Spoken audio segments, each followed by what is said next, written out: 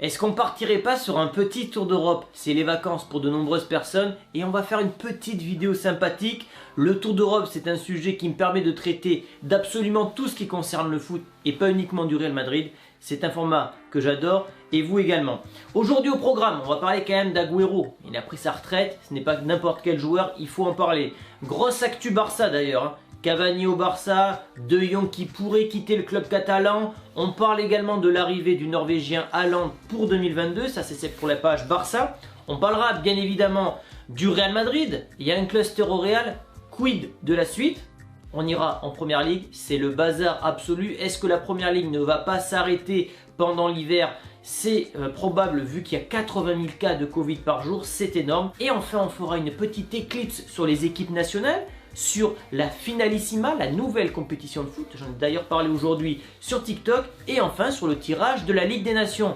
Bref, vous avez compris, c'est un programme très alléchant, c'est parti!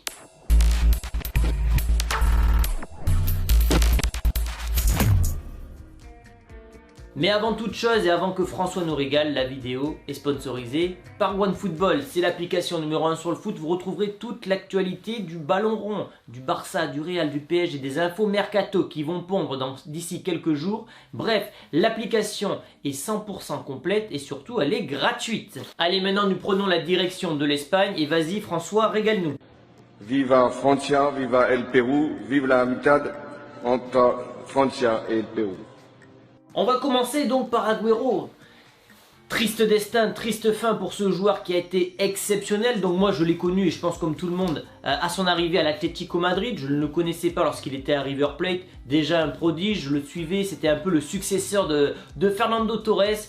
Il s'en va à Manchester City puisqu'à l'époque le Real ne pouvait pas faire de transfert avec l'Atlético Madrid. Il y avait un pacte de non-agression et pourtant le Real était intéressé. Et puis il va devenir le meilleur buteur de l'histoire de Manchester City, le meilleur buteur étranger de l'histoire de la Première Ligue. C'est un attaquant hors du commun. Il va signer à Barcelone et malheureusement il va jouer quoi? 2 matchs, 3 matchs, problème cardiaque, retraite à 33 ans, retraite prématurée. Et il aurait pu, je pense, apporter quelque chose à ce Barça de par son expérience, son placement, sa finition devant les buts qui est quand même chirurgicale. Mais voilà, problème de santé, retraite et donc du coup bon courage pour lui. Et dans la continuité de ça, c'est Cavani qui devrait prendre la succession d'Agüero, lui qui n'est pas dans les plans de Rangnick à Manchester United. Ronaldo, Rashford, Greenwood sont devant lui, il n'a pas assez de temps de jeu, il a une place au soleil à Barcelone où il n'y a pas de numéro 9. C'est peut-être la possibilité parfaite pour le Barça qui n'a pas beaucoup d'argent actuellement pour se renforcer. On parle donc de Cavani. Je ne pourrais pas vous dire si c'est un prêt sec, un prêt avec option d'achat ou pour un transfert sec, mais en tout cas l'arrivée de Cavani est très probable selon la presse sud-américaine. Toujours côté Barça, c'est De Jong qui pourrait faire ses valises. Problème de caisse, problème de liquidité côté Barça. On parle d'une opération entre 80 et 95 millions d'euros. Plusieurs clubs sont sur les rangs. On parle du PSG qui aurait pu l'acheter à un moment donné, mais il a finalement signé au Barça. On parle de Manchester United qui cherche désespérément un milieu de terrain et il aurait le profil pour jouer sur Rangnick. Et on parle également de Manchester City. Est-ce que ces clubs-là auront la possibilité de faire une offre qui pourrait faire craquer le Barça? Ça c'est une autre chose, mais toujours est-il que le Barça, si grosse offre il y a, pourrait laisser partir la pépite néerlandaise. Et enfin, dernière info côté Barça, c'est Haaland qui aurait posé ses conditions pour signer en Catalogne l'été prochain. Il voudrait être au cœur du projet, ça aucun souci puisque il n'y a personne au Barça donc il serait la tête de gondole. Mais surtout il voudrait être entouré d'autres joueurs pour aller chercher des titres et ça c'est un autre problème. Est-ce que le Barça va pouvoir payer le transfert, 75 millions? Est-ce que le Barça va pouvoir payer les primes à son père, à Haaland, à Raiola? Et surtout, est-ce que le Barça, en dehors du transfert d'Haaland, pourra renforcer l'équipe? Bref, beaucoup de questions. Toujours est-il que, voilà, il y a 4 clubs qui sont sur les rangs là aussi. Ça a été cité par l'agent Mino Raiola, le Real, le Barça, le Bayern et Manchester City, ce qui fait que le PSG visiblement n'aurait pas sa chance dans ce dossier. Allez, on passe désormais au Real Madrid où il y a un cluster de Covid. 6 absents pour l'instant, côté Real, peut-être plus avant le match de dimanche et d'ailleurs possible qu'il n'y ait pas de match dimanche du Real Madrid s'il y a plus de 10 absents, donc je ne suis pas sûr de pouvoir faire du coup ce débrief dimanche soir. Toujours est-il que finalement cette mini crise de Covid arrive au bon moment puisque le Real a joué tous les gros le mois dernier, mais Si le Real a moins de 10 absents, je crois que la loi en Liga oblige le Real à présenter un 11 titulaire. Peut-être qu'il y aura des joueurs du Castilla qui arriveront. Le Real reçoit Cadiz, donc ça devrait quand même le faire à domicile. Attention, affaire à suivre côté Real Madrid. Et justement, la transition est toute faite. On file en première ligue, parler du Covid. François, vas-y, régale-nous une nouvelle fois. Just be you. Be proud of you because you can do what we want to do. 80 000 contaminations par jour liées au Covid et seulement 65 à 68% des joueurs qui seraient vaccinés, ce qui fait que les équipes ont trop d'absents. Liverpool, Chelsea, mais surtout Tottenham, Manchester United, des matchs reportés. Possible qu'il n'y ait pas ce fameux Boxing Day si ça continue, si la situation continue de s'aggraver. Je sais qu'en Allemagne il y a de gros soucis également. J'espère qu'on va pas se retaper une période sans football, mais c'est mal parti en Angleterre. Je vais pas vous mentir que je suis quand même très inquiet.